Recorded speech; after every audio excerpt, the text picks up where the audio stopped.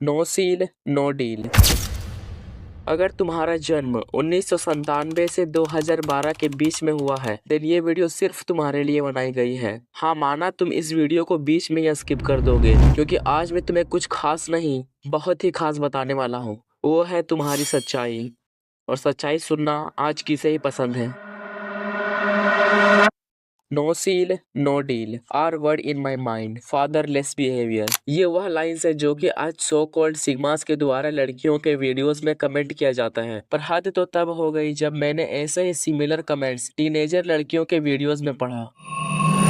Younger the soul tighter the hole, छोटी बच्ची है कभी तो बड़ी होगी, और ऐसे ही अनेक वियर्ड कमेंट्स। पर शौक तो तुम्हें यह बात जान के होगी कि ऐसे कमेंट्स को लोग हेट या क्रिटिसाइज करने के बजाय उसे पसंद कर रहे थे, यहाँ तक कि खुद भी ऐसे ही कमेंट्स को कर रहे थे। Then I finally decided to find कि ऐसे कमेंट्स को एक्चुअली कर कौन रहा है। Generation Z. मुझे ये बोलते हुए बहुत ही ज्यादा बुरा लग रहा है कि जनरेशन जेड अभी तक की सबसे वियर्ड और वीकेस्ट जनरेशन में से एक है, और हम सभी इस जनरेशन का पार्ट हैं।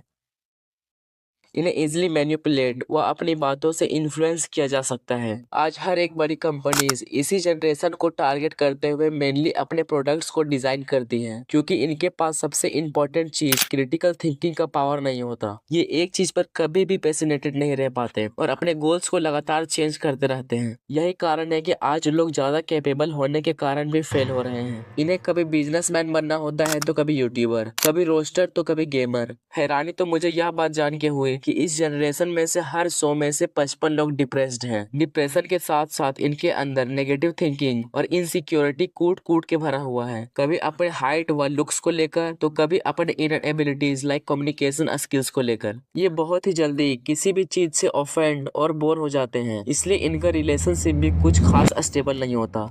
बड़ी बड़ी कंपनीज इन्हें हायर नहीं करना चाहती, इनके वाहियात कम्युनिकेशन स्किल और प्रॉब्लम सॉल्विंग स्किल के कारण। और यही कारण है कि आज इंडिया में इतना ज्यादा अनएम्प्लॉयमेंट है। मूवीज देखना और उनसे लर्निंग्स लेना एक बहुत ही अच्छी चीज है, पर किसी मूवी के कैरेक्टर को अपने रियल लाइफ में फॉलो करना एक बहुत ही बेकार डिसीजन है। पर आज लोग सबसे ज्यादा यही करते हैं। किलियन मर्फी के वेब सीरीज को देखकर उन्हें सिग्मा मेल बनना होता है, हर्षद मेहता स्कैम देख लिया तो उन्हें हर्षद मेहता बनना होता है, और एक ट्रेडर बनना होता है। ये इतने जल्दी इन्फ्लुएंस हो जाते हैं कि इनका मानना है कि एजुकेशन एक ट्रैप है, क्योंकि इंटरनेट में अभी सबसे ज्यादा एजुकेशन एक ट्रैप है यही चल रहा है।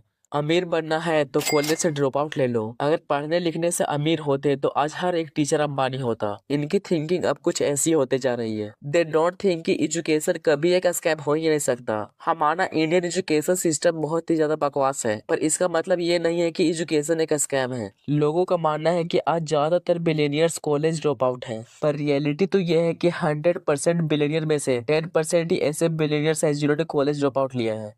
अब जनरेशन जेड के बारे में तुम्हें मैंने अभी तक जितनी भी बुराइयां बताई हैं, उनमें से एक ना एक बुराइयां तुम में भी जरूर होगी। अगर तुम इस जनरेशन का पार्ट हो तो तुमने ये कहावत तो जरूर सुनी होगी कि hard time creates a strong man and simple time creates weak man, और अभी वही सिंपल टाइम चल रहा है। इस जनरेशन ने हजारों चेंजेस को एक साथ होते हुए देखा है, इसलिए इनका थिंकिंग भी बहुत ही ज्यादा डिफरेंट है। इंटरनेट, टेक्नोलॉजी, एआई, इन सभी चीजों को इन्होंने बहुत ही फास्ट स्पीड से ग्रो होते हुए देखा है, इसलिए इनके पास इतने सारे प्रॉब्लम्स हैं, क्योंकि किसी ह्यूमन ब्रेन के लिए इतने सारे चीजों को अडॉप्ट कर पाना बहुत ही ज्यादा मुश्किल है। अब जब तक कोई हार्ड टाइम नहीं आएगा तब तक इनकी थिंकिंग और लाइफ स्टाइल को चेंज कर पाना बहुत ही ज्यादा मुश्किल है। मैं क्या, अगर मेरे जैसे हजारों यूट्यूबर्स भी इन पर हजारों वीडियोस बनाए तब भी इनका थिंकिंग चेंज नहीं होगा। पर हाँ, कुछ ऐसे भी लोग हैं जो कि खुद को चेंज करना चाहते हैं। उनके लिए खुद को चेंज कर पाना और इस सिचुएशन से खुद को निकाल पाना बहुत ही ज्यादा इजी होगा, और मैं उन कुछ ही लोगों के लिए काम कर रहा हूँ ताकि मैं उनके माइंडसेट को चेंज कर सकूं।